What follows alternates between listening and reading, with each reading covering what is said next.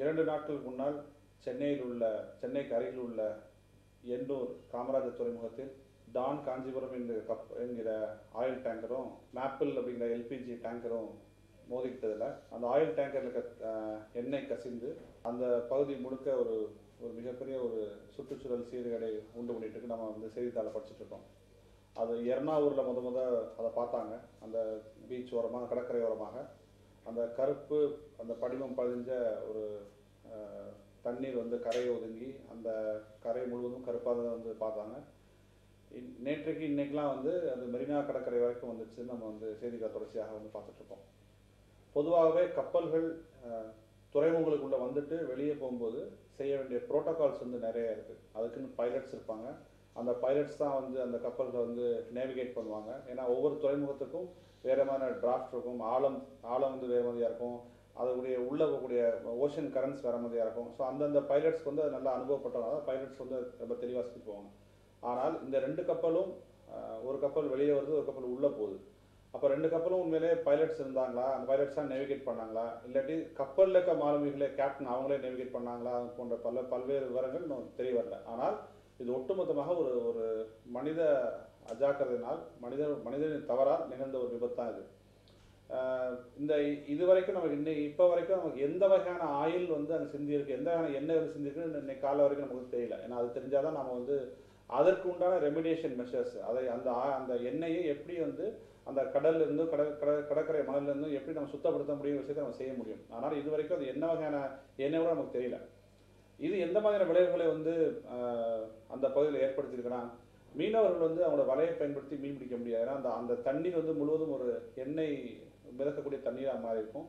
அதுக்குள்ள நீங்கள் வலையை போட்டு மீன் பிடிக்க முடியாது. ஸோ மீனோட வாழ்வாதாரம் முழுவதுமாக பாதிக்கப்பட்டு விட்டது.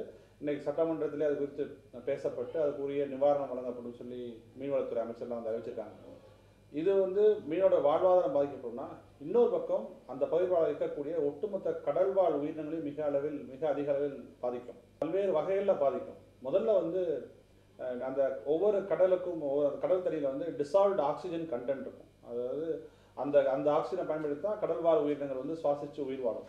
அந்த டிசால்வ்டு ஆக்சிஜன் கண்டென்ட்டோட அளவு வந்து கடுமையாக குறையும் இந்த மாதிரி ஆயில் ஸ்பில்லேஜ் இருந்துச்சுன்னா.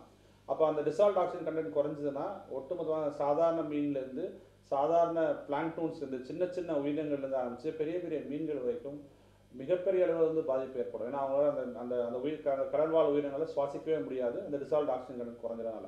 ரெண்டாவது வந்து ஹைப்போதெர்மியான்னு சொல்லுவாங்க. அதாவது சில கடல்வாழ் உயிரினங்களுக்கு அது இயற்கையிலே சில பாதுகாப்பு அம்சங்கள் இருக்கும். அதோடைய இறக்கைகளில் அதோடைய இல்லாட்டி அதோடைய ஓட்டில் போன்ற பல்வேறு விஷயங்களில் சில பாதுகாப்பு அம்சங்கள் இருக்கும். குளிர்ந்த நீர் வந்து அதுக்கு வந்து டைரக்டாக பட்டால் ஒத்துக்காது.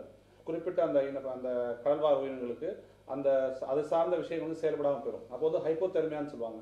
அது எப்படின்னா அந்த குளிர்ந்த நீரை அந்த கடல்வாழ் உயிரினங்கள் தாங்கிக் கொள்ள முடியாது. அப்போது வந்து நிச்சயமாக வந்து உயிரிழக்கும். இது நமக்கு இன்னைக்கு கடற்கரையில் ஒதுக்கிட்டு இருக்க பல்வேறு உயிரினங்கள் வந்து நமக்கு வந்து காமிச்சிட்டு இருக்கு. அது ஹைப்போதெர்மியால் பாதிக்கப்பட்டு இறந்து போய் கடலில் ஒதுங்கிட்டு இருக்கு. மூன்றாவதாக தெரியாமல் அந்த கடல்வாழ் உயிரினங்கள் வந்து அந்த எண்ணெய் கலந்த நீரை வந்து குடிச்சிடும். அப்போ அது வந்து ஒரு மிகப்பெரிய ஒரு விஷம். அந்த கடல்வாழ் உயிரினங்கள் வந்து பிழைத்து வாழ்வது என்பது மிகவும் ஒரு கடினமான விஷயமா இருக்கும் தண்ணியை குடிச்சதுக்கப்புறம். அப்போ 3 விதத்திலையும் பாதிக்கப்படும். ஒன்று, டிசால்வ்டு ஆக்சிஜன் கண்டென்ட் குறைஞ்சிரும், அதனால் நிறைய கடல்வாழ் உயிரினங்கள் பாதிக்கப்படும்.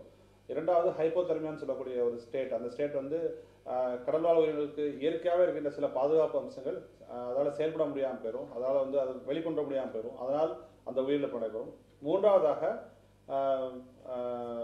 அந்த தெரியாமல் அந்த கடல்வாழ் உயிரினங்கள் வந்து எண்ணெய் கலந்த நீரை உட்கொண்டால் அந்த நிச்சயமாக உயிரிழப்பு அங்கே வந்து இருக்கும். இது எல்லாவற்றையும் சேர்த்து ஒட்டுமொத்தமாக மீனவர்களோட வாழ்வாதாரம் வந்து பாதிக்கப்படும்.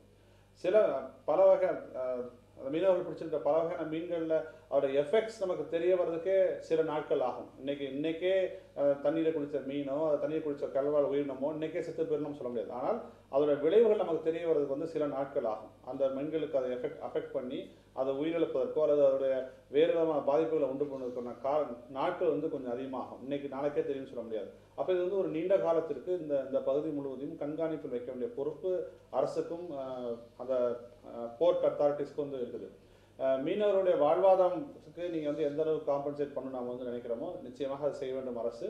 அதே மாதிரி அந்த ஒட்டுமொத்தமாக ஏற்பட்டிருக்கின்ற அந்த ஆயில் ஸ்பில்லேஜை, அந்த எண்ணெயை எப்படி நாம் வெளியே எடுத்து அந்த பகுதியை எப்படி சுத்தம் பண்ண போகிறோம் அப்படின்னு ஒரு மிகப்பெரிய ஒரு கேள்விக்குறி வந்து நமக்கு வந்து இருக்குது. அயல் நாடுகளில், வெளிநாடுகளில் வந்து, மேற்குலக நாடுகளில் வந்து நிறைய தொழில்நுட்பங்கள் வந்து வச்சுருக்காங்க, நிறைய கெமிக்கல்ஸ் வச்சுருக்காங்க, நிறைய அதுக்குண்டான தீர்வுகள் வந்து நிறையா வச்சுருக்காங்க. ஆனால் இந்தியா போன்ற நாடுகளில், குறிப்பாக தமிழகத்தில் அது அந்த மாதிரியான ஆயில் ஸ்பில்லேஜ் நடந்துச்சுன்னா எந்த மாதிரியான தீர்வுகளை வந்து இவங்க வந்து வைக்கிறாங்க நமக்கு இது வரைக்கும் வெளிப்படையாக வச்சதே கிடையாது. இப்போ தான் வந்து மாசு கட்டுப்பாட்டு வாரியமும் அந்த எண்ணூர் போர்ட் அத்தாரிட்டிஸும் கோஸ்ட் கார்டோட பொல்யூஷன் கண்ட்ரோல் யூனிட்டும் சேர்ந்து அது என்ன அதுக்கு எப்படி தீர்வு கொண்டு வரலாம்னு சொல்லி டிஸ்கஸ் பண்ணிருக்கதா வந்து பல செய்திகள் சொல்லுது. அப்போ இவங்க முதல்ல அது என்ன வகையான திரவம் வெளியே வந்திருக்குன்னு கண்டுபிடிச்சதுக்கு அப்புறம் தான் எந்த மாதிரியான ஒரு தொழில்நுட்பத்தை பயன்படுத்தி அதை சுத்தப்படுத்த முடியும் நமக்கு தெரிய வரும். அதுக்குள்ளேயே 3 நாள் போயிடுச்சு. இந்த 3 நாளைக்குள்ளாக எவ்வளவு கடல்வாழ் உயிரினங்கள் பாதிக்கப்பட்டோன்னு நமக்கு வந்து எக்ஸாக்ட் டேட்டா வந்து நமக்கு தெரியாது, ரொம்ப நாட்கள் ஆகும்.